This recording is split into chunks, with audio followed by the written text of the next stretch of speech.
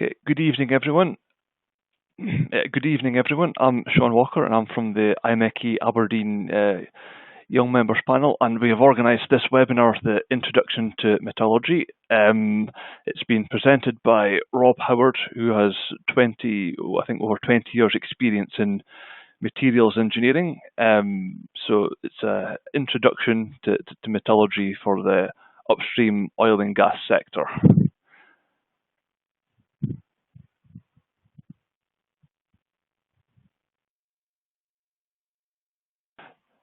Good evening, everyone, and thank you for that introduction. Metallurgy is a huge topic, but the aim of this presentation is quite simple. It's just to give a brief introduction to some basics of metallurgy in the context of upstream oil and gas.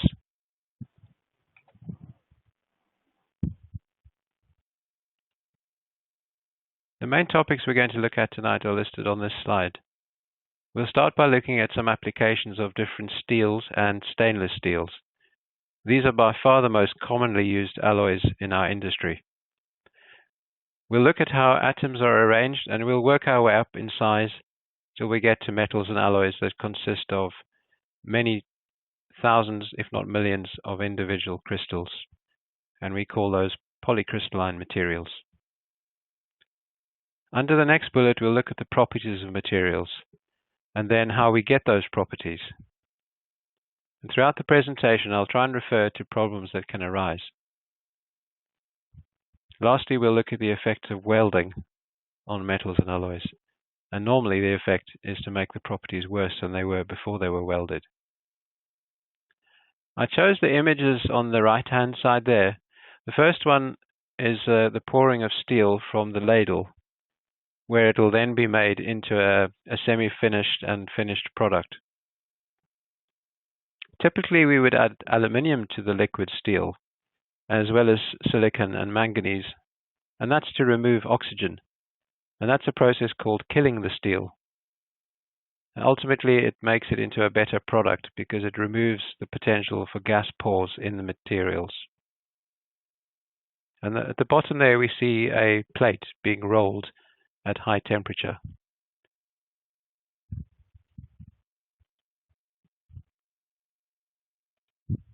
So starting off with some examples. On the left-hand side there, we can see mooring chain, which holds a semi-submersible rig to the sea floor, keeping it in position. And we've given an example of the sort of strength we might expect from those materials. On the right-hand side, a quite different application of a flare on an offshore platform. And you can imagine how hot it gets in the middle, where we need a very heat-resistant alloy, typically of nickel, iron, and chromium. And the surrounding area doesn't need to be quite so resistant to the heat, so we're able to get away with using a heat-resistant stainless steel. These next two images show another two applications. We've got well control equipment on the left. Now this needs to retain the very high pressure we get from the oil well, so it needs to be a very strong material, like an alloy steel forging that I've put there in the caption. On the right-hand side, this is a 10 diameter steel pipeline, which is put onto the back of a ship on a large reel. So it has to be very ductile, and it's typically made from a quenched and tempered steel with low additions of alloying elements for strength and other properties. And another important feature that's quite distinct to that application is that we need to limit the ratio of the specified minimum yield strength to the ultimate tensile strength. And that's to accommodate the extreme levels of deformation when we're installing the pipe. I like this photo for three reasons. Firstly, just because it's such an amazing feat of engineering to put a large structure like this in the middle of the ocean and produce the oil and gas that we need to heat our homes and to make a variety of products. But the second reason is that it shows the structure of the actual platform itself, which has been painted yellow to protect it from corrosion. And we see there in the caption two examples of steels that are used. There'll be plates that are rolled into tubulars and then welded together to make up the structure. And we'll see that part of the caption is the letter N in the first grade, and that designates that it's been heat treated using a process that we call normalizing, and we'll come on to that later. The second steel has the letter M, and that designates thermomechanically controlled processing, which is a sophisticated method of getting the properties we need without needing to add so much alloying to the steel. And the third reason is that the items in white, which are pressure vessels and a heat exchanger, and also piping, are what I'd like to look at on the next slide. This is a highly simplified process flow diagram. And on the left-hand side, we see that the oil and gas coming up from the well through the tubing up to the red items, which are high steel forgings for the well head equipment. And then the mixture of water, gas, and oil flows into the first stage separator, which is shown in black. And then, just like when you undo the lid of a fizzy drink, the gas comes out the top of the separator with the lower pressure and goes off for gas treatment. The oil comes off what we've shown here as the bottom right-hand side, and the water is taken off the bottom to be cleaned up for disposal.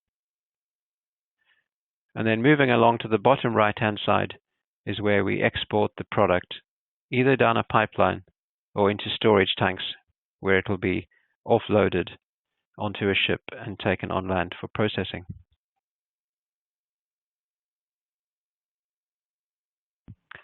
The real interest in this slide is the different grades of steels and stainless steels which are used. On the left-hand side, in the purple color, we've designated a martensitic stainless steel. That has a combination of very high strength, as well as enough corrosion resistance to handle many oil well conditions. The red items are the alloy steel forgings, and they can be produced to be very, very strong over significant thickness. So they're good for this very high pressure end of the system. Once the pressure is reduced at the choke valves, we don't need such high strengths, and we can go for a low alloy steel. When we get into the portion that we've colored in black, we can go to a regular carbon steel without any particularly high level of alloying. And the last thing I'd like to point out on this diagram is the blue item, and that's in the gas processing system. The circle with a squiggle is a heat exchanger which cools down the gas. A bit like on a cold night when dew appears on the grass, we cool down the gas to take out the water, but it's cooled down to low temperatures, and that's where we might need something like a low temperature carbon steel, which has enough toughness to not crack at low temperature. The other aspect would be the corrosion aspect from the internal acid gases. And for that reason, we might need to put an internal cladding of welded nickel-based alloy on some of the internal surfaces, or add additional material to the thicknesses, which we call a corrosion allowance, to accommodate corrosion through the whole design life of these facilities.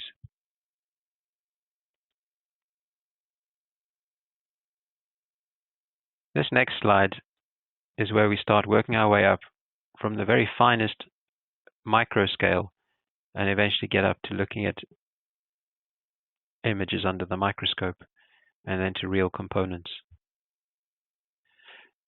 And it's normally those real components that mechanical engineers are interested in, but it does help to start at this atomic level, just to begin to understand how materials get their properties. The atoms in metals and alloys are joined by metallic bonds, where the electrons are shared collectively by several atoms. And it's this that gives them their shiny appearance and allows us to deform them much more easily than we would with, say, a ceramic material. There are two important structures for most of our metals and alloys in oil and gas.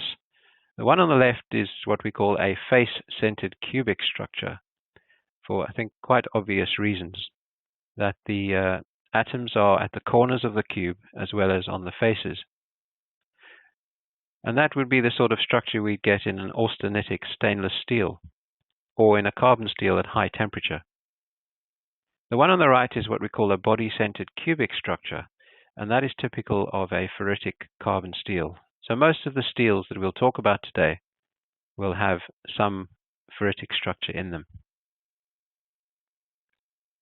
The gaps between the atoms are important because that is where elements like carbon and chromium will sit when we alloy them. The size and number of spaces are different between these two structures, so they have fundamentally different behaviors, not just for the alloying elements that we add intentionally, but also for impurities like hydrogen and sulfur, which can also occupy these gaps. And different structures have different tolerances to these particular elements. So the takeaway message from this slide is that ferrite and austenite are fundamentally different structures and behave differently in many respects. Moving on to the next slide, we're now not at the same very high magnification as those previous images. We're actually looking at real-world engineering metals and alloys under the microscope, which have many millions of individual crystals. They may all be of the same basic structure, but orientated in different directions. So the image on the left is an austenitic stainless steel. Each of those individual regions has a crystal structure which we call face-centered cubic, and the dark lines between them are what we call the grain boundaries.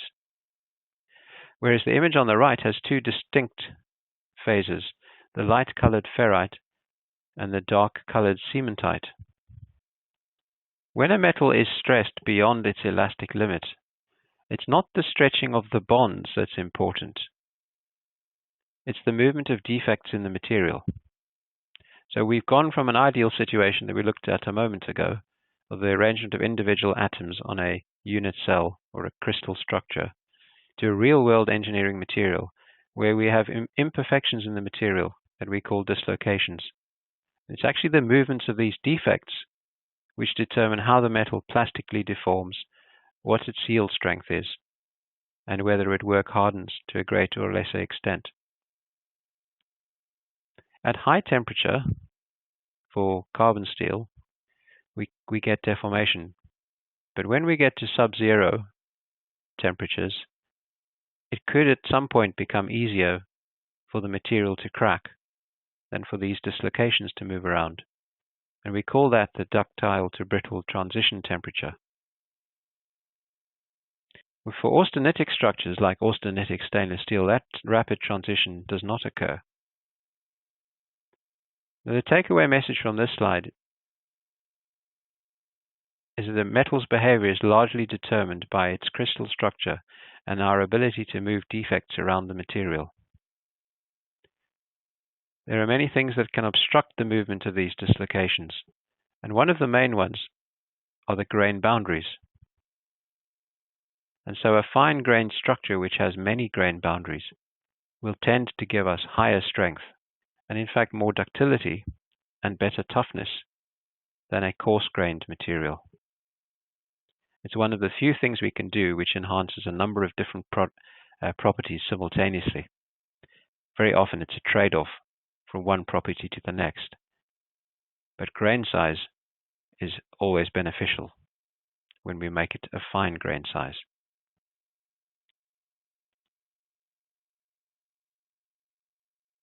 Moving on then to how we can predict the proportions and types of different phases in a material. And this is what we call an equilibrium diagram. By equilibrium, we mean that these are the phases that will occur when the atoms are free to diffuse and have enough temperature and time to settle into an equilibrium state. The area of the diagram that we're most interested in is towards the bottom left-hand side. So that will be at room temperature and at a low percentage of carbon. And we see there from the vertical line at 0.4% carbon that as soon as we get below 723 degrees, we're expecting to have a mixture of the light-colored ferrite and then the striped appearance, which we call perlite, which is actually a mixture of plates of alternating ferrite and cementite. The takeaway from this slide is that different crystal structures and different morphologies of the phases exist for different carbon contents at room temperature in steel. Well, having said that about equilibrium structures, normally there isn't enough time at a given temperature for these equilibrium structures to exist and make up the entire structure of the material. Non-equilibrium phases are normally present in steel because the manufacturing processes, and particularly welding, involve cooling rates that are too fast for these equilibrium phases to form throughout the material. So what are we looking at on this diagram? Well, on the bottom axis we have time on a log scale, and up on the vertical axis we have temperature. And I'd like to talk through the dark blue line on the left-hand side of the diagram. So we start with the steel in the austenite region, which is where the crystal structure is face-centered cubic, and we then rapidly cool that down through the temperatures until we get down below 100 degrees Celsius. The fact that we've rapidly cooled it means that it goes from stable austenite all the way down to martensite, and it avoids transforming into the regions on the right-hand side. So we don't get any of the equilibrium perlite anymore. It's just been cooled too quickly for the equilibrium reaction to take place. So the atoms have not had time to diffuse into a new structure. They've actually been distorted. They've more or less stayed in position. They've been distorted into the new martensitic structure. And it's that makes the martensite a very hard and brittle material, and it's supersaturated with carbon. It's not really useful for most applications. It might be useful as a hard facing on earth-moving equipment, but it's not really that useful in upstream oil and gas. But we can make it useful. And the way we do that is that we temper it, which means that we raise the temperature back up to between 550 and 700 to transform it and soften it and make it a useful phase in the steel. Now, one of the things we can do is to add alloying elements to a steel, and the effect that will have is that the critical cooling rate to get the martensite will be reduced. So when we look at our high-strength alloy steel forgings, which we use for well control equipment, we are adding chromium and molybdenum so that we still get martensite, even though we don't have to cool it so quickly and risk cracking.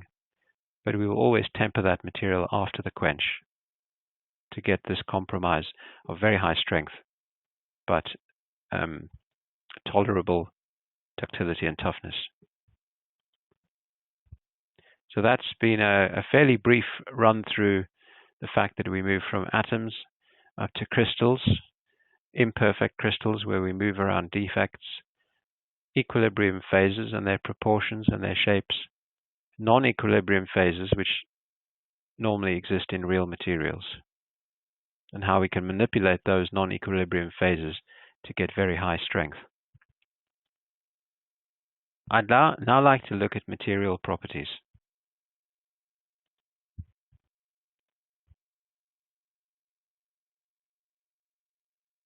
And by material properties, I mean the items that I've listed there on the slide. And all of these properties together must meet the specified requirements for a given application.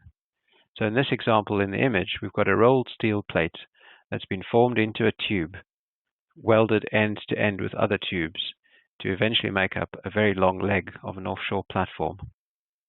It needs to be strong enough, so it needs to have enough tensile strength. It needs to be ductile enough to perhaps tolerate ship impact or other accidental loads. It needs to be strong enough to support the deck and the process equipment above, to resist the action of the wind and the waves. It must also have enough toughness, so that if there are any defects, it has toughness enough to resist the growth of those defects. It mustn't be excessively hard, because one of the ways in particular that we protect these structures is by cathodically protecting it And in that process, hydrogen is generated. And hydrogen is damaging to steels if they're excessively hard. So as we said at the start of the slide, there are a number of different properties, and all of them have to be satisfied for it to be a useful engineering material. So let's briefly talk through this, and I suspect that many of you know these curves better than I, so we won't linger on them. But just to remind you that the shape of the curves are quite different between steels on the left-hand side, where the item 2, the yield strength, is well defined, and the aluminium and stainless steel type curves on the right-hand side, which have a gradual change from elastic behavior to plastic behavior. And we can see there that a ductile material would tend to have a larger area under each of those curves, reflective of the energy that can be absorbed.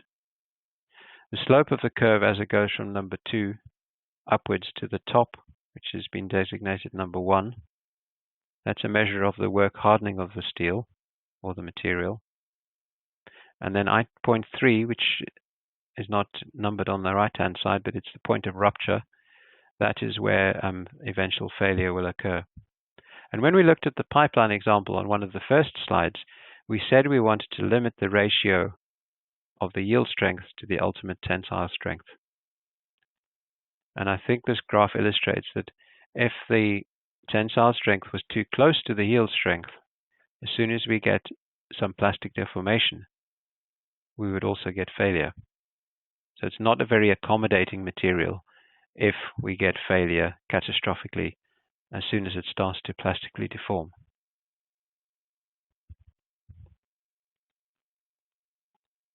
Now the next slide shows toughness.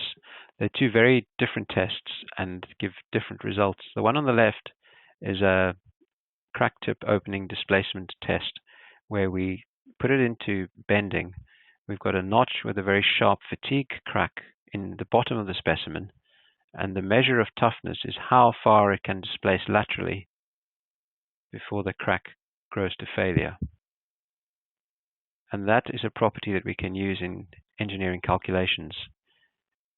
But the test on the right-hand side is a much cheaper, quicker, and easier test. It's normally the Sharpie method that's used for impact toughness testing.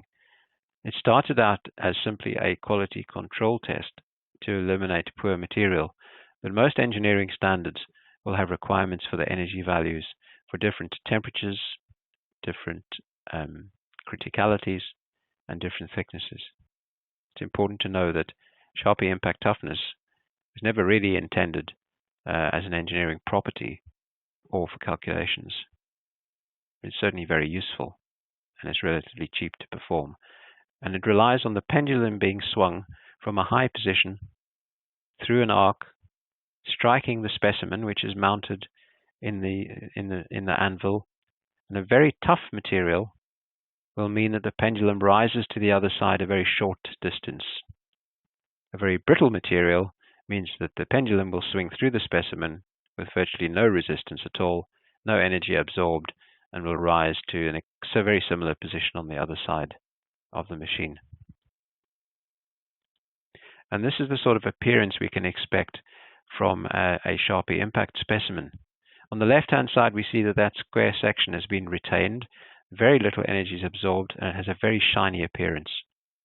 Whereas the images on the right show that that originally square section has now got ears coming out the side, it's deformed, and it's absorbed a lot of energy, and the fracture face has a dull appearance.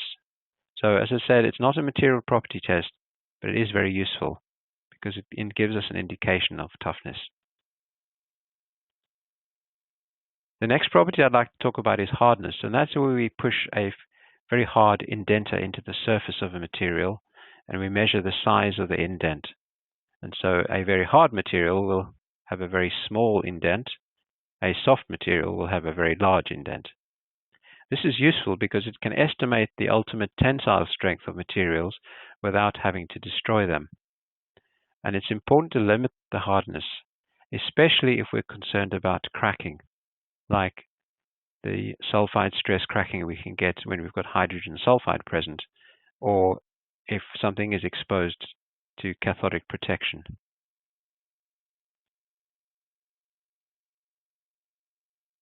The next property I'd like to illustrate with a few pictures is corrosion. There are acid gases dissolved in the process fluids, and they cause corrosion. For example, dissolved carbon dioxide can change into carbonic acid. The pH is low and corrosion takes place. And this is an example of where a pinhole leak eventually formed because of the action of carbonic acid corrosion and led to a platform shutdown. What should have happened is that the extra material was enough to accommodate the corrosion over the life of the platform and should not result in any leakages. But conditions are not always the same as those in design. Shutdowns maybe become more frequent, water is in contact with the pipe for longer, and so that's why we need continuing management of plant integrity and monitoring of corrosion. But it's very difficult to find everything when you think of how much steel work is used in a process plant. It's always a challenge. And the other type of corrosion that can happen is from the outside, from the marine environment. And that's often made worse by having insulation around pipes, and even like in the right-hand image, we've got heat tracing, which is like an electric blanket, which helps to keep the internal contents of that pipe warm, which is required for process reasons. But if the stainless steel sheeting that's protecting that insulation is breached and water gets in, it's an ideal environment for corrosion to take place. So corrosion resistance is very important. The other thing that's important is to consider sour service. And these sorts of damage types can occur in sour service.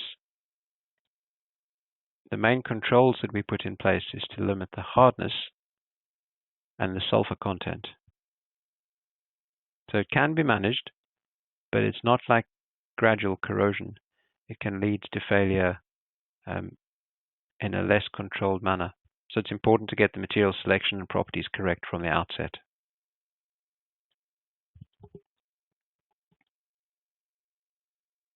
Now, a mistake people often make is to think that stainless steel is completely immune to corrosion, and that's not the case. This shows a leak from what we call a super duplex stainless steel that was found to have been caused by incorrect heat treatment during manufacture and poor controls of welding. Pitting corrosion can be a problem for stainless steel. Stainless steel relies for its corrosion resistance on a protective chromium oxide layer, but if the conditions are such that that layer is breached, we get highly localized corrosion that leaves the rest of the material undamaged, but can perforate through in a localized area. The other potential is for chloride, stress corrosion, cracking of stainless steel. So all these properties need to be considered. We need to do tests, and we need to only apply materials in the environments for which they are suited.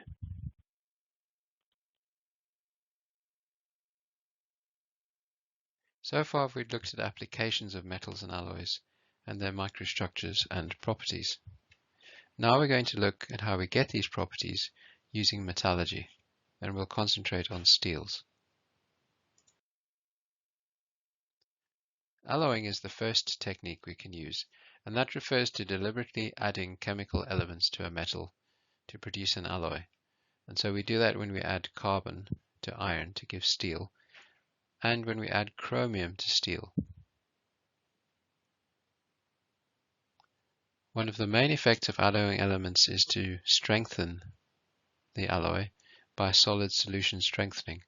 And one of the ways that's done is that the atoms that we add occupy the spaces between the iron atoms. And that makes it more difficult for dislocations to move in the material, which means that the strength is increased. Another effect of alloying is to improve corrosion resistance, and that's what's done by adding chromium and nickel to steel to give stainless steel. Another effect of adding alloying elements is to increase hardenability. By hardenability, we generally mean the ability to form martensite. And so if we are adding more alloying elements and increasing the hardenability, that means that we do not need to cool the alloy as fast to get the same amount of martensite. And so if we take, for example, a 4130 forging that has 1% chrome and 1/4 molybdenum, it's very widely used for the high strength well control equipment. We can get a yield strength of up to 517 megapascal on a thickness of up to 4 inches. But if we need that component to have a greater thickness, we would need to increase the alloy content. We might go up to adding 2.25% chrome and 1% molybdenum on an alloy that's designated F22. And we would do that if we want the same thickness at a higher strength, or the same strength with a higher thickness. And with F22, we can get up to 16-inch thickness for the same strength as the 4-inch AISI 4130. And of course, it's important to get the sufficient martensite in the center of these items, where the cooling rate will be slower than on the outside. The next item on the list is grain refinement. Now, fine grains are one of the few things that will simultaneously increase strength and toughness. When an alloy is cooled from a high temperature, new crystals will form, and they will start to form at specific points called nucleation sites. So if we can provide lots of individual nucleation sites, when a new grain forms, it will only grow a short distance before colliding with a neighbor, and that will restrict the size of the grains.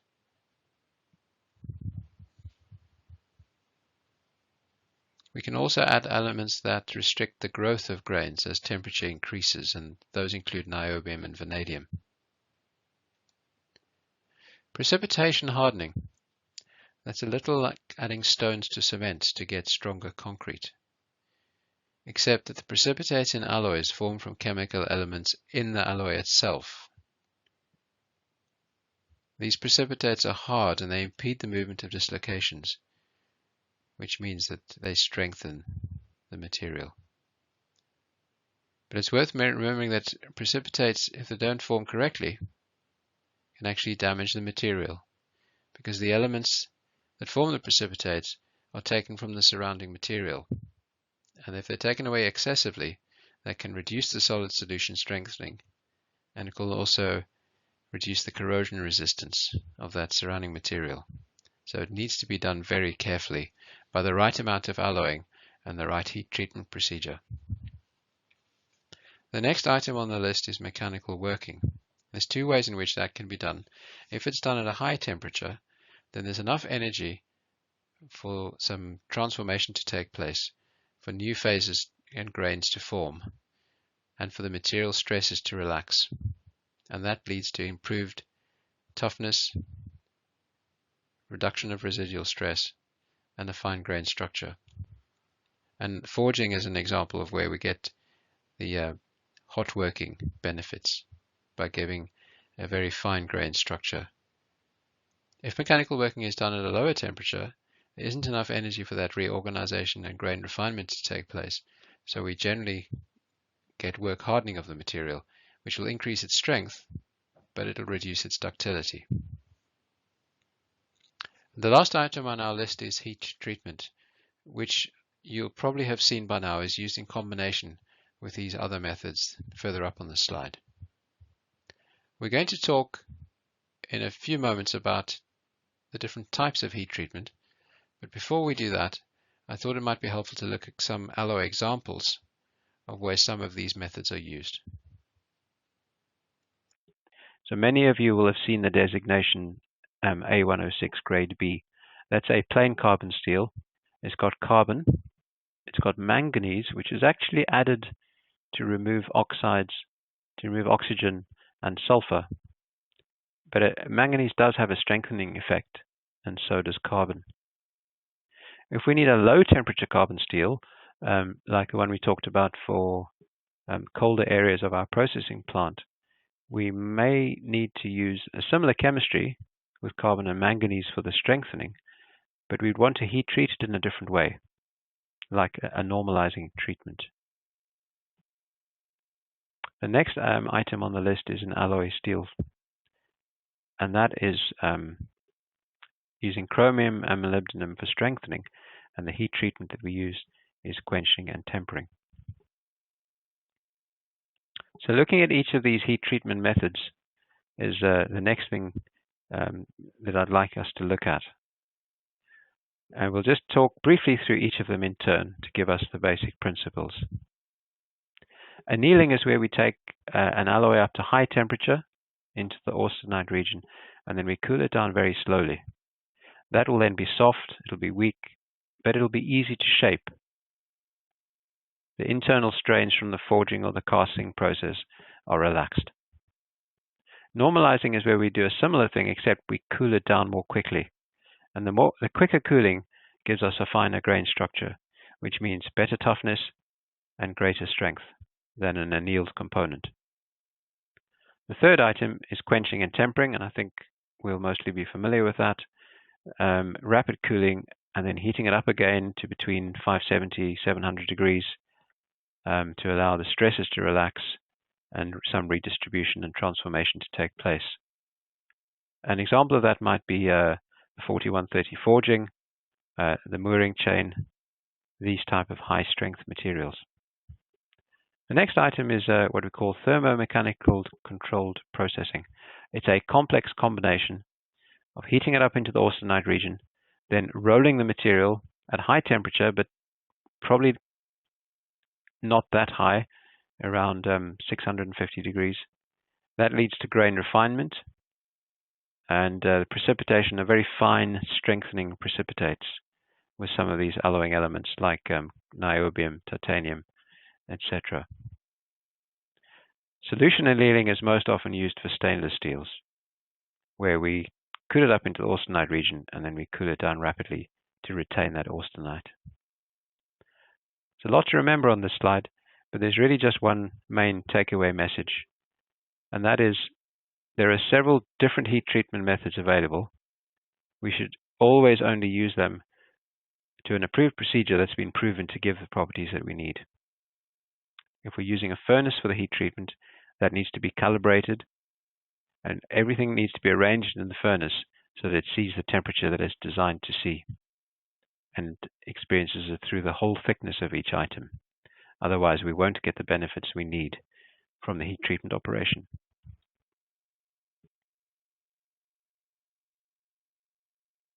Now, looking at stainless steels, which is the other main class of alloys, we've got three main types.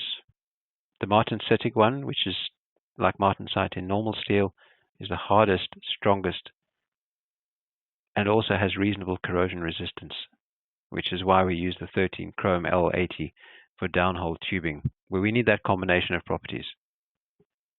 The austenitic stainless steel, we can work from the bottom up the way to increase the corrosion resistance. So the 304 would be like a good quality domestic knives and forks.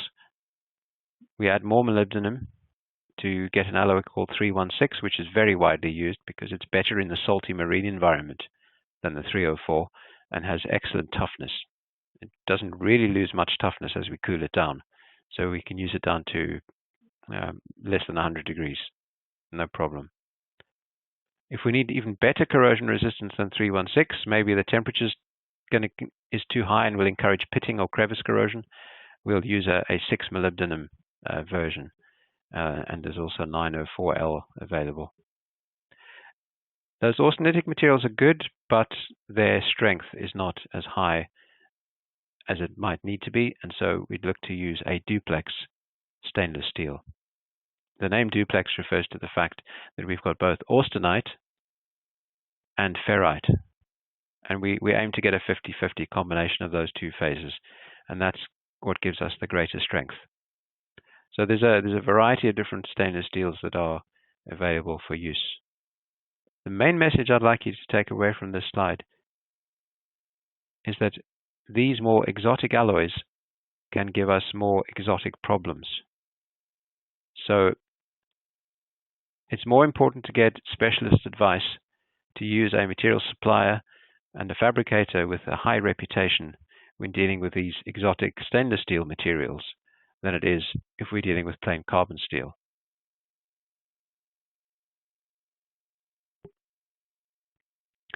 This is a repeat of the slide before. It's really just showing that we move up from bottom left to top right through the stainless steels in terms of a corrosion resistance.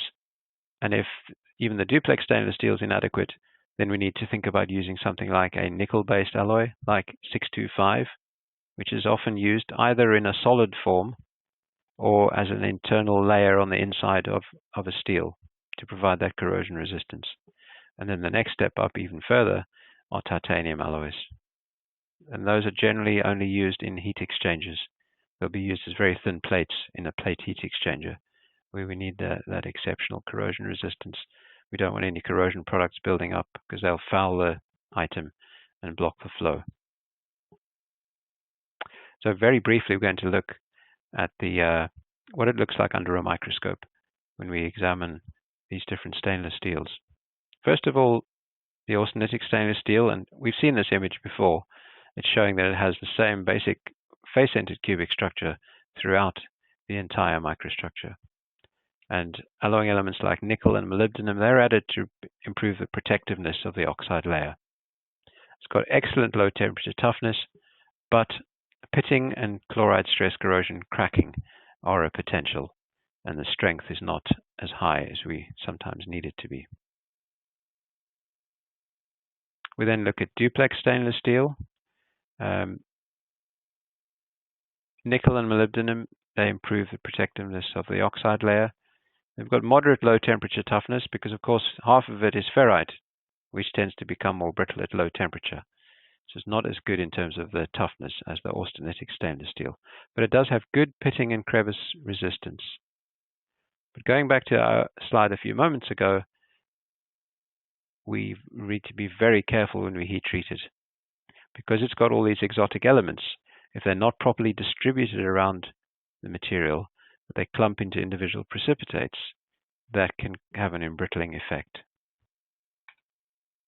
And I hope that that's going to be illustrated by what we're aiming for in terms of the microstructure of duplex stainless steel, which is shown on this side, where we've got about 50-50 ferrite and austenite. We just keep that image in our minds and we look at the next slide, we'll see that there's a distribution of darker precipitates on this image. Often they're called sigma phase, although there are other types of precipitates. And what has happened here is that this has not been heat treated correctly. And so elements like chromium and molybdenum have come together to form these dark precipitates. They're hard and they're brittle, which lowers the toughness.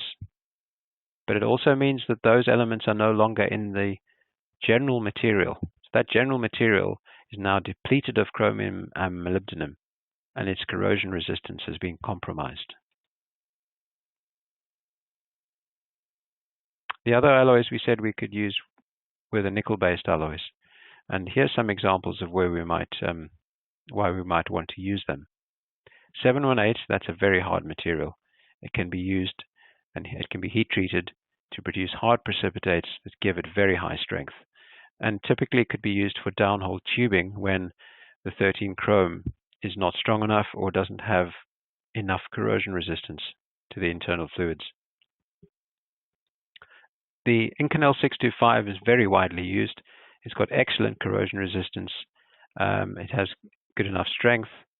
And as I said, it's either used as a solid component, but often, because of its cost, is used as a thin layer on the internal surfaces to give that corrosion protection. And the 800H alloy is the one that we saw on one of our earlier slides of the flare tip used because of its heat resistance. I'd now like to talk very briefly about welding. It's a very big subject, and really today it's just touching on a couple of points about how welding affects material properties.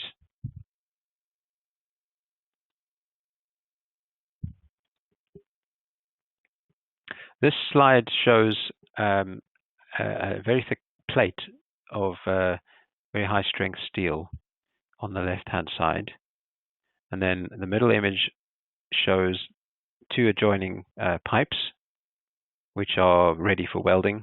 They're lined up. A root run of weld has been deposited to join the inside part of that joint, and on the right hand side we see we've deposited most of the weld metal to join those pipes, but there's still that powdery flux which is part of the submerged arc welding process. This is for a very high pressure drilling riser. If I remember correctly, 15,000 pounds per square inch of pressure. It's exceptionally strong material.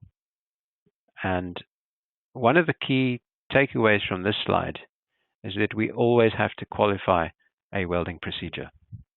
Once we've deposited that weld and we've formed our final component, we obviously don't want to destroy it to measure its properties. So we have to do the qualification up front using representative material and representative conditions.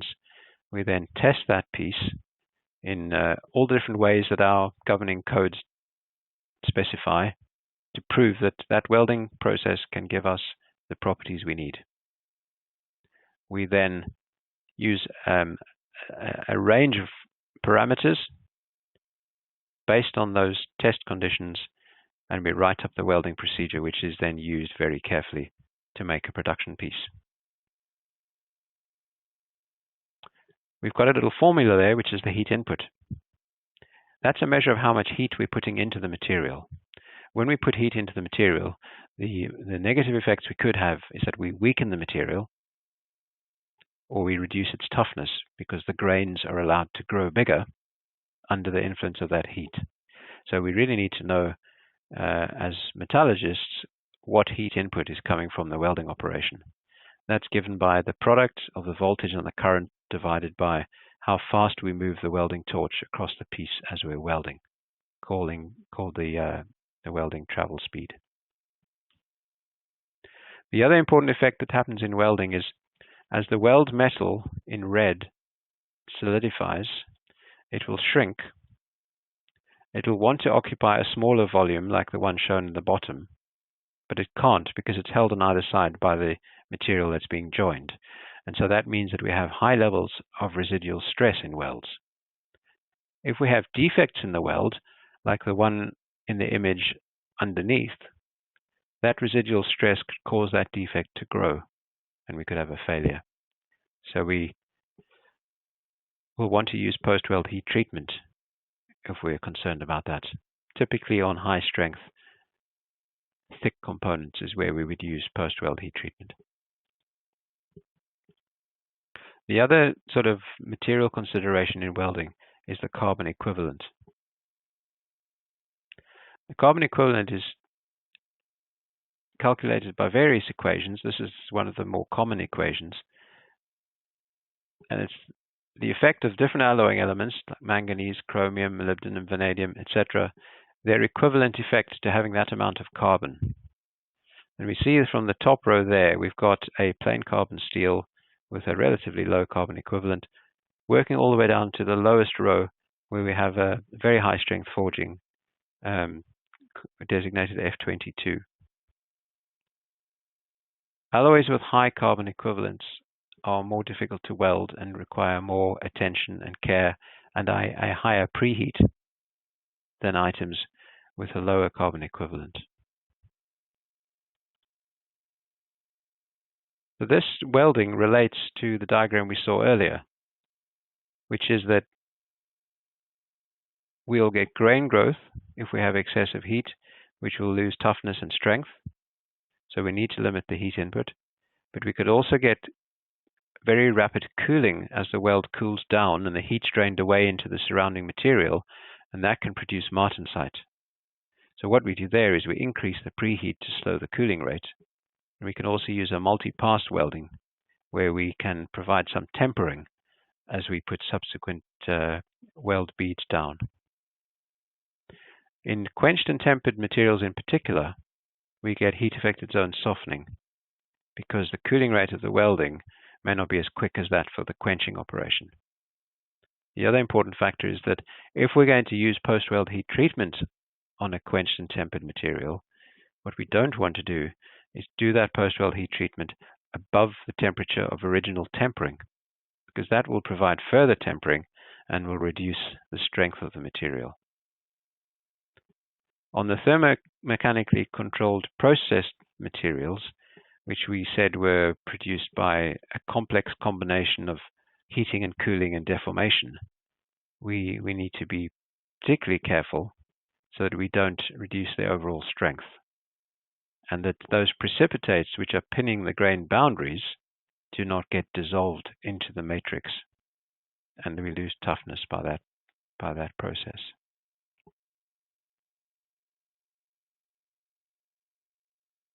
Here's an example of where a weld was done on a mooring chain where it shouldn't have been.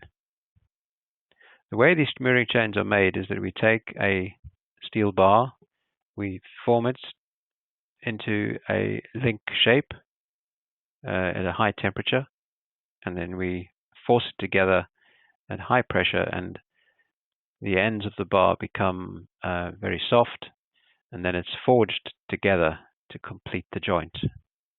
That is then heat treated, so it's austenitized, it's then quenched and tempered, so the properties of that bar are uniform in the base material and also in that welded region. Normally we get a hardness of around about 250 Vickers. But the weld repair, which was done in an unauthorized fashion using a regular item of welding equipment, produced a hardness of around 350 Vickers. That area is going to be much more susceptible to cracking, and it'll be more sensitive to hydrogen embrittlement from any corrosion processes, cathodic protection. And the website address at the bottom there is where you can read more about an incident in the Gulf of Mexico, where the mooring chain snapped, and the consequent damage to the floating facility that it was tethering to a seabed.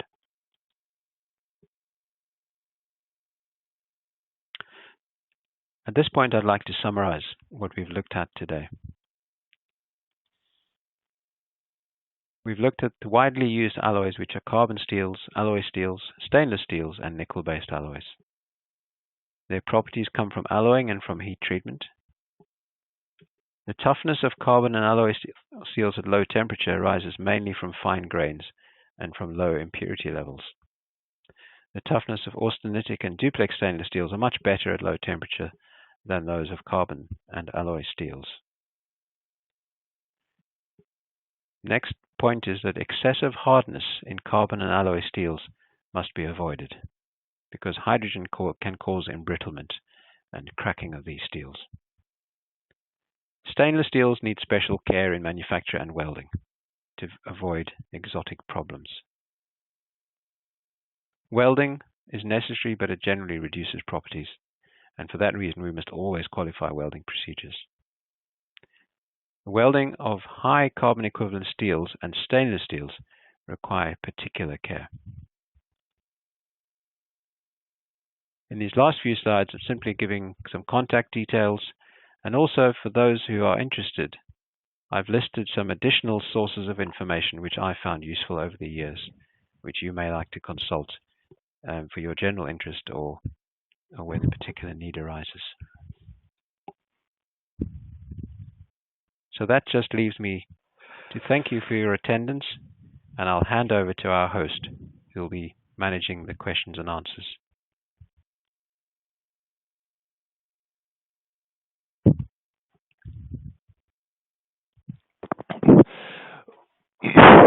Okay, right, everyone, right, thank you very much for viewing our webinar. That was an excellent overview of materials with some welding as well. Yeah, I'm sure we can all give Rob a virtual round of applause for that. That was really good, and apologies. I forgot to mention you can ask questions as well. So if you do have any questions, please ask them.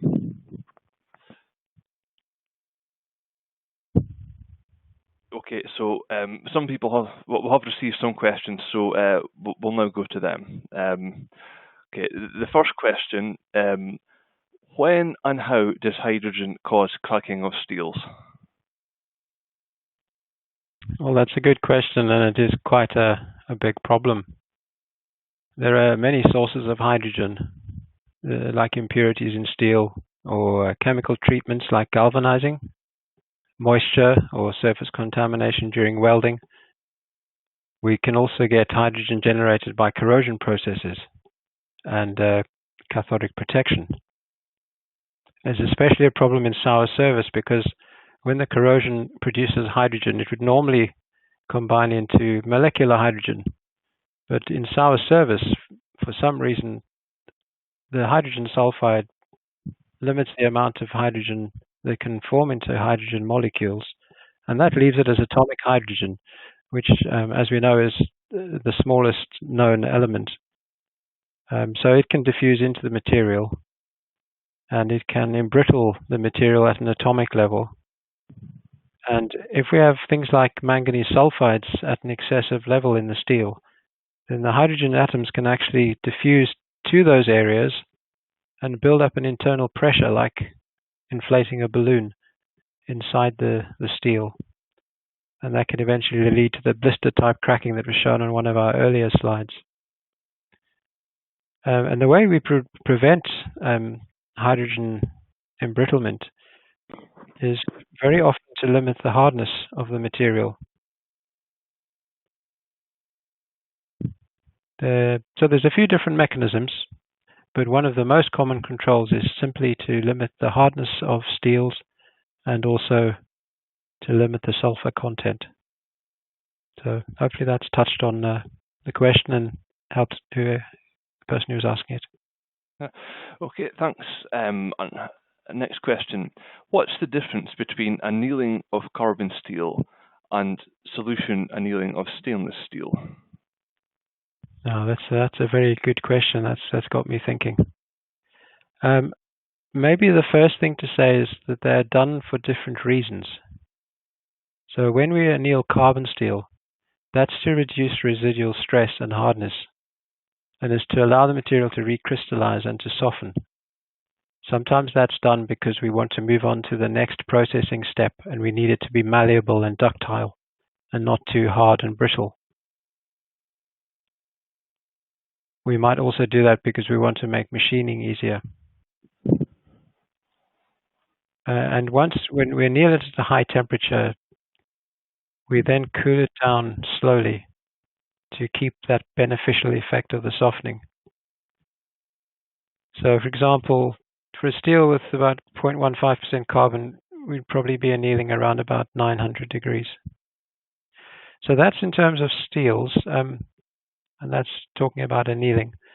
When we talk about solution annealing of stainless steels, the reason we use that word solution is stainless steel has more alloying elements than carbon steel. So there's the potential to form these little precipitates that I mentioned when I talked about the stones in cement. So the solution annealing takes those precipitates and carbides back into solution.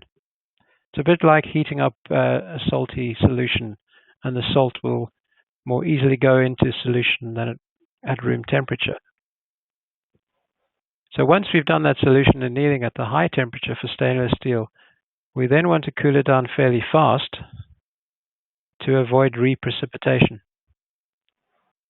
And an example of that might be a duplex stainless steel, where we want to solution anneal it at around about 1100 degrees centigrade. And then we want to cool it quickly enough that we do not precipitate unwanted precipitates like sigma phase when we pass through the sort of 600 degrees mark. So hopefully that's explained that they've got the same names, but they're done for different reasons, and there's a number of key differences. Thanks, Sean.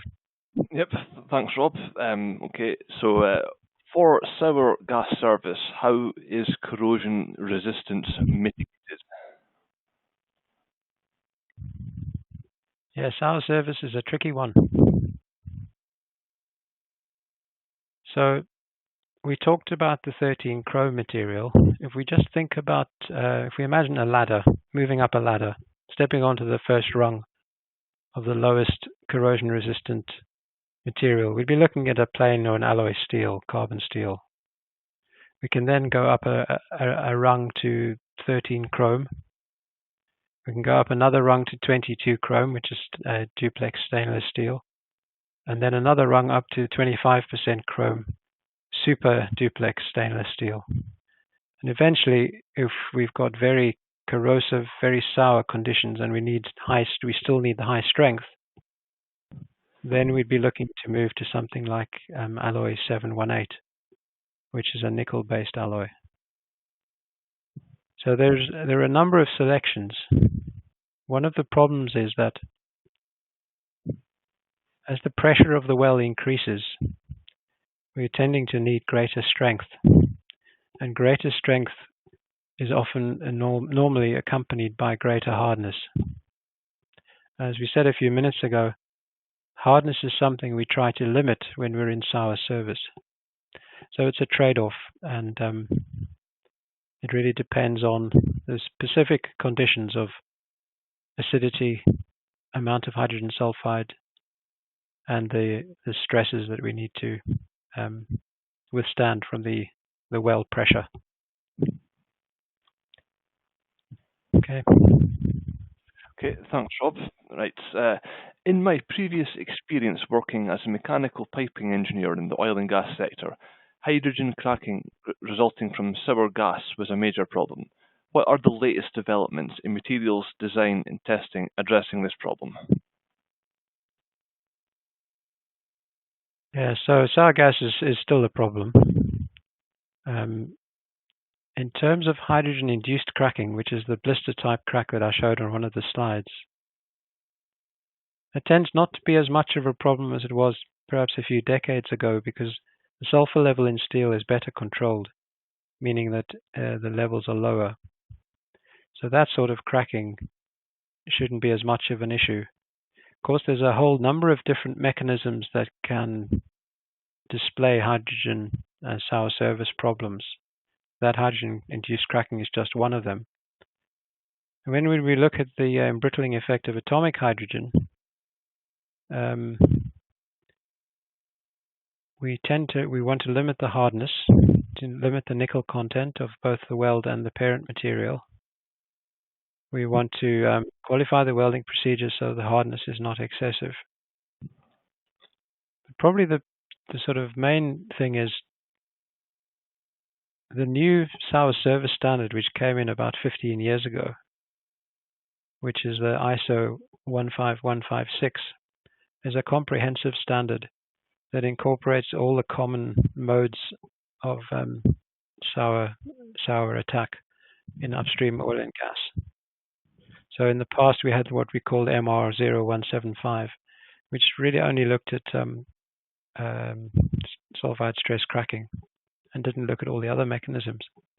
So we now have a comprehensive standard with tables of conditions where alloys are pre-qualified. And then if the user wishes to use it outside those ranges, there's the option of testing under worst case conditions. There's also a very useful feature that you'll find online, which is free to access, which is the ISO 15156 maintenance panel. So if you simply type that into Google, it'll come up with a site where there are interpretations and questions and answers. So I guess what has changed in the last 15 years is that the standard is far more comprehensive. Hopefully that answers at least some of the question. Okay, thank you. Okay, another question. Are there any general additional precautions for underwater welding?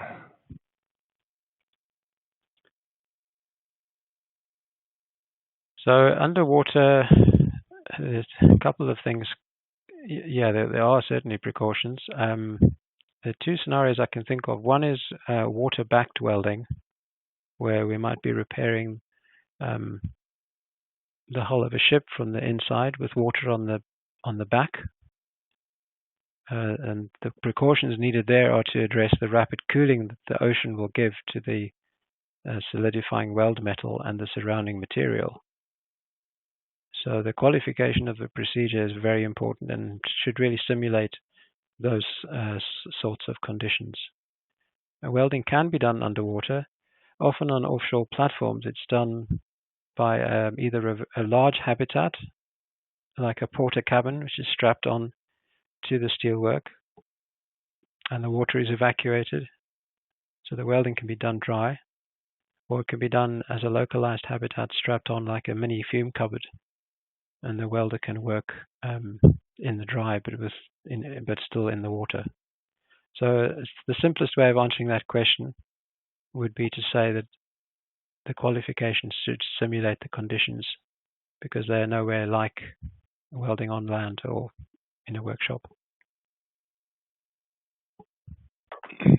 Okay, thanks, Rob. We're certainly getting a lot of very good questions.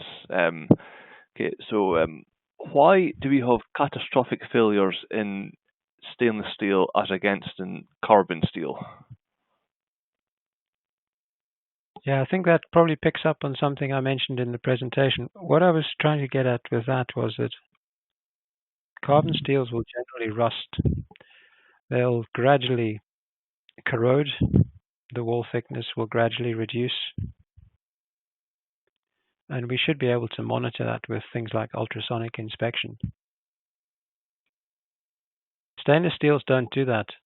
So, especially cracking, which can happen in a marine environment where we have hot surface conditions and chlorides. That cracking is very difficult to detect. And the cracks are very sharp, and they can propagate. And it's very difficult to monitor. So maybe the way I phrased it wasn't terribly helpful. What I was getting at was, it's even more important when selecting a stainless steel to know the conditions and to select appropriately than it is with a carbon steel, which can sort of, the corrosion can be managed more easily. Thanks. Yeah, okay, right, thanks. Can you please explain the SMYS to UTS ratio and its importance? What does it mean when the ratio tends to 1? Yeah, that's a really good question.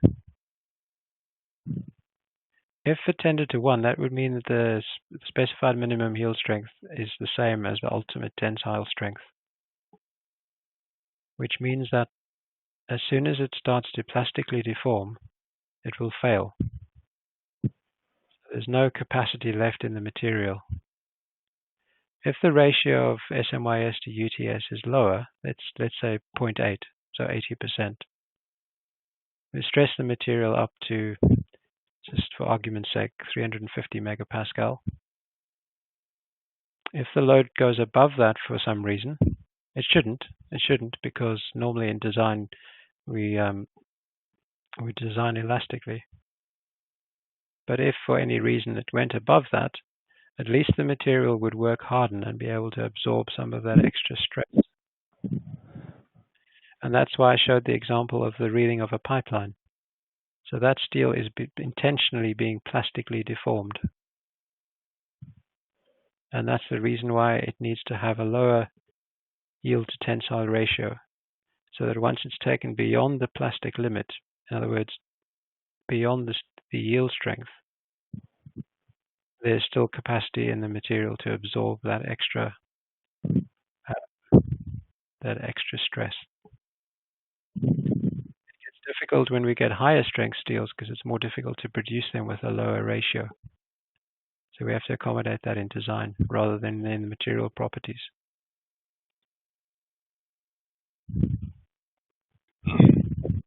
Okay, thank you. Here's an interesting question. What's an interesting problem that you've had to look at or investigate? How did you go about finding the solution? Well, the first thing is to gather all the information. The information about the conditions that the component was operating in. And how do those conditions compare to the intended design conditions? That's probably the first key step. The first step in the failure investigation would often be to confirm that the material complies with the requirements. So does it meet the strength and the chemistry and the microstructure that its grade demands? And that normally is the case. Once that's ruled out, then it's a case of agreeing with the operator, the user, the tests that are to be conducted. And that would normally be done by collaboration with the customer and the laboratory doing the investigation. But I would say that the information gathering at the early stage is the key. It can be very frustrating for a failure investigation laboratory. Perform an investigation, write a report, come up with their best ideas as to why it failed, only to be contradicted by the customer at the end who forgot to pass on some key information. So it's very helpful to have a template or a standard report that's completed as best as the operator can to accompany the failed item to the laboratory. Hopefully that gives some pointers. Thank you.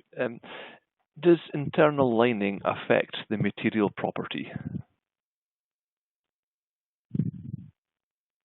Yes, it can do. There'll be a heat-affected zone. Let me start again. If the internal, if it's a cladding, which is a weld overlay, so it's welded onto the underlying material, then there will be a heat-affected zone in that underlying material, which needs to be tested to make sure that it hasn't been compromised. The layer of cladding is not normally accredited as part of the strength of the component. It's normally applied as a corrosion-resistant or an erosion-resistant layer. And the strength, the design strength, takes no account of that extra thickness. So yeah, I mean, the welding codes have standard sets of tests that are required for overlay welding. Okay, thank you. What are the risks and things to look out for when welding 316L stainless steel for the pipework, which will be used for acid transfer?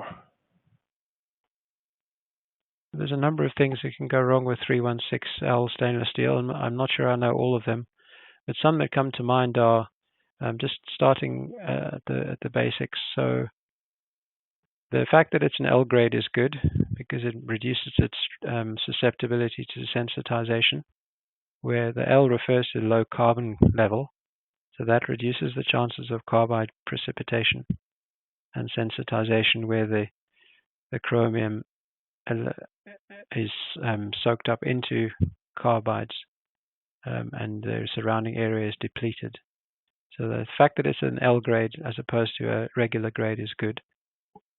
We want to make sure that the shielding during welding is good. The oxygen level is low enough so that we don't get a poor oxide layer during welding. We also don't want to have the interpass temperature in welding too high. So that's the temperature before the start of each successive welding pass. That needs to be carefully controlled. And the heat input, the formula for that, also needs to be limited. So it's all about not putting too much heat into the stainless steel and protecting it from excessive oxidation.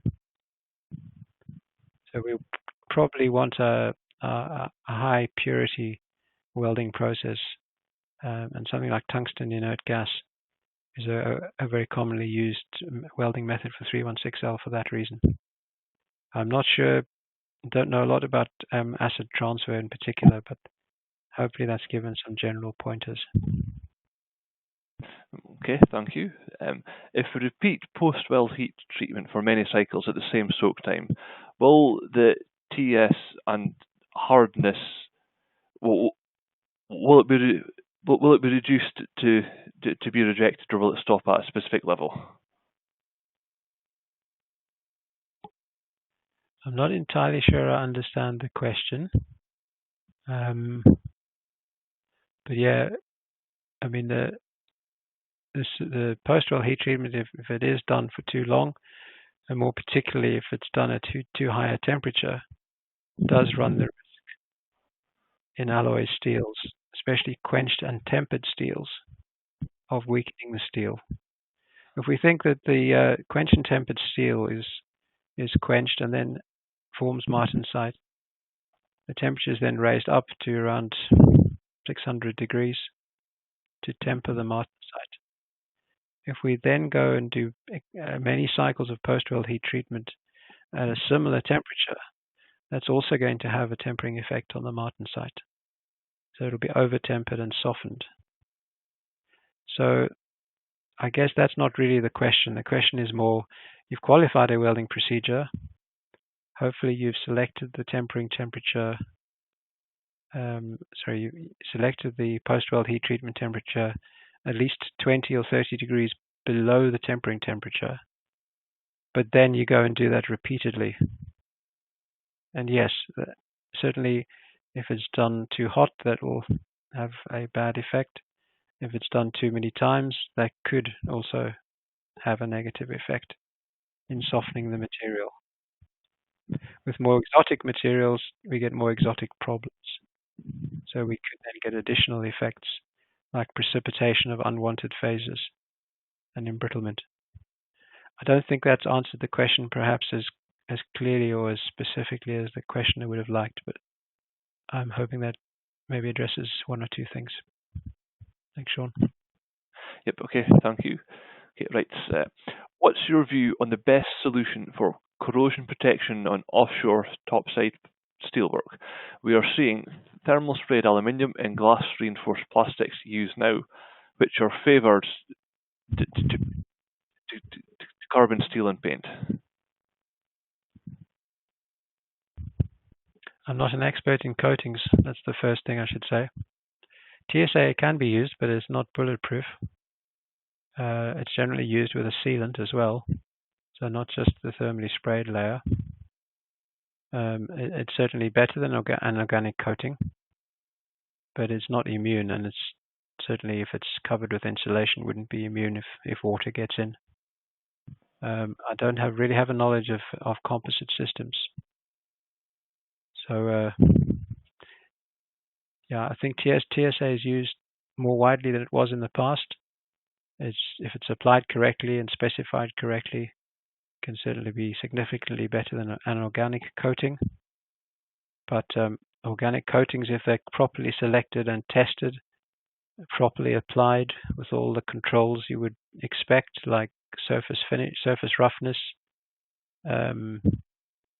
preparation, qualified applicators, coating inspectors to evaluate the thickness of the coating, and do control panels on the job to ensure that the operators of the painting system are able to do the work effectively in the field. A perfectly good solution. So yeah, that's not a complete answer, but hopefully gives you an idea of some of the things that need to be in place for any of these to work well. Okay, thank you. We've got time for a few more questions. How do you ensure that relevant API standards have been followed? Do you do a sample check?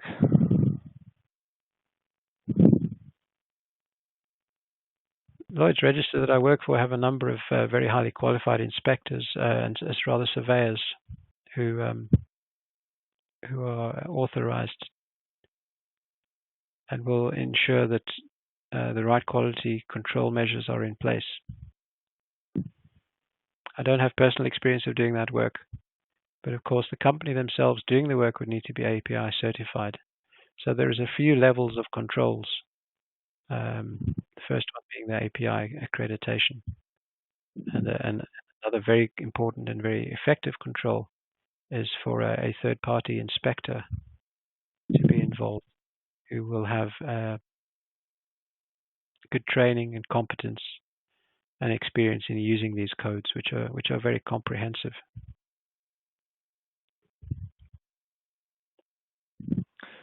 Okay.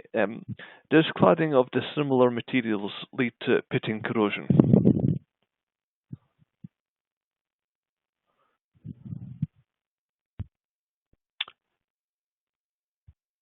So I'm not sure I understand the scenario exactly, but I'll choose one of them that comes into my mind, and that is if we were to clad a carbon steel with an alloy with an Inconel 625, which would be a common choice. If that 625 is breached for some reason, maybe through erosion or other mechanical damage, could we get galvanic corrosion between the 625 and the underlying carbon steel substrate? We'd really only get that if there was enough electrolyte that allowed that galvanic corrosion to take place. It wouldn't normally happen in a production environment, but it could certainly happen in a seawater system. There would be enough to drive that. There's a very good publication on galvanic corrosion written by Roger Francis that I'd recommend consulting. It gives different combinations, the area ratios between the different combinations, the electrolytes, and the efficiency of the more noble metal as a cathode in driving the galvanic corrosion. So I could highly recommend that publication. It wasn't on the list at the end, but it probably should have been. Yeah, okay, thank you. How are the dual certified grades of stainless steel achieved, such as 304 and 304L, or 316 and 316L? Is there a cost difference to standard L and non-L grades? I'm not sure about that. Certainly, the dual qualification will mean that they can achieve both the strength of the non-low grade and the chemistry of the low grade. Because of course the extra carbon gives you a bit more strengthening in the 316 compared to the 316L. I'm not sure, to be honest, about the cost difference. Okay. What is stress-induced cracking, and what are the conditions that accelerate it, and what are the precautions that can be taken to inhibit or prevent it? That's stress cracking is a term that can cover many different scenarios. So we get chloride stress corrosion cracking of stainless steels. We get sulfide stress cracking in sour service of carbon and alloy steels. We get stress corrosion cracking of corrosion-resistant alloys in sour service. But common to them all is the need to look at the particular environment, whether that particular material is susceptible that environment, and then the stresses. Now, welding will cause residual stress. So even if you don't think the operational stresses are particularly high, there'll be residual stress welding. So that box will generally be ticked. We then look at the susceptibility of the material, and there's certain things we can do to mitigate that. So for carbon steels, it's generally reducing the hardness. For stainless steel, it's limiting the exposure temperature and the chloride level. In welding, it's applying the right heat input. And it's testing that on base material and in welding procedures by doing certain specific tests that are designed to promote these failure mechanisms. So there's many different types of environmentally assisted cracking, and there'll be standard suites of tests for each one to make sure that the base material and the welds are qualified and suitable for that service. Okay, thank you. Just a couple more questions. What is the best type of stainless steel pipe to be used for seawater or very raw water to avoid pitting and corrosion? We used 316L in one project, but the pipe started leaking after 6 months of operation.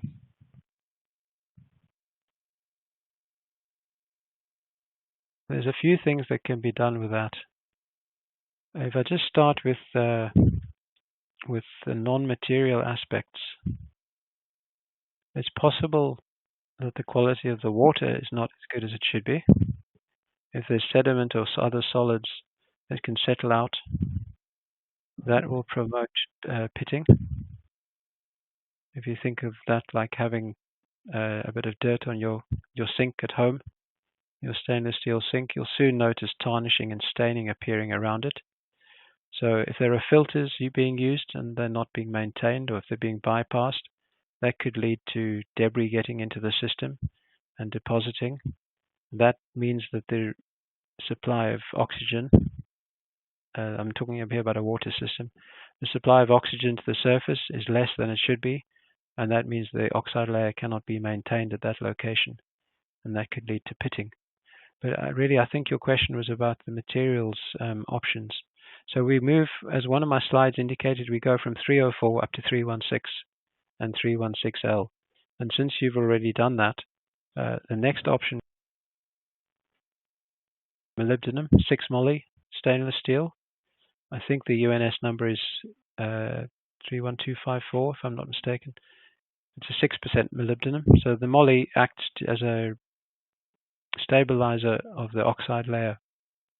The next option might be a 22 chrome duplex stainless steel, something like UNS 31803.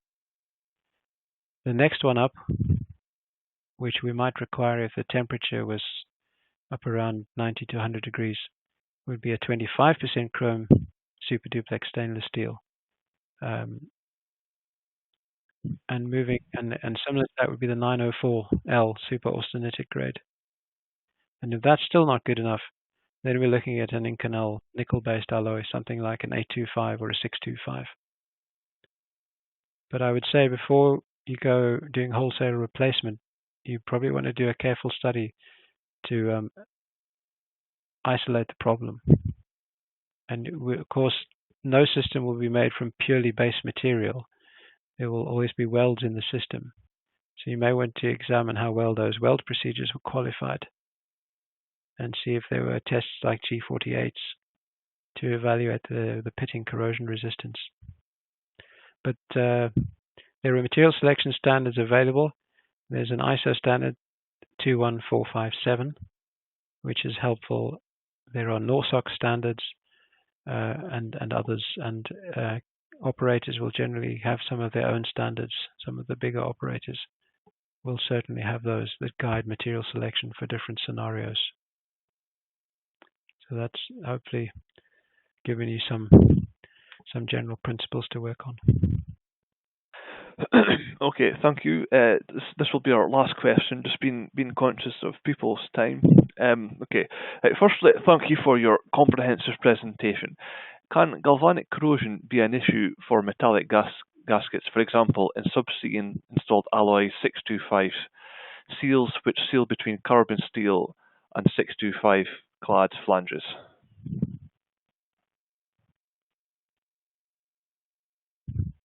I'm not entirely sure of the answer to this. My general understanding is that galvanic corrosion is more of a problem in water injection and seawater systems, because the oxygen is far more efficient at powering the galvanic process than in a production environment where we have acid gases like carbon dioxide and hydrogen sulfide. Not entirely sure about the external environment, though, if we think that there might be seawater in contact. Much of that will be addressed by the cathodic protection system. But again, I would recommend that book of Roger Francis's as a good place to go, and that will probably address the scenario that you're thinking of.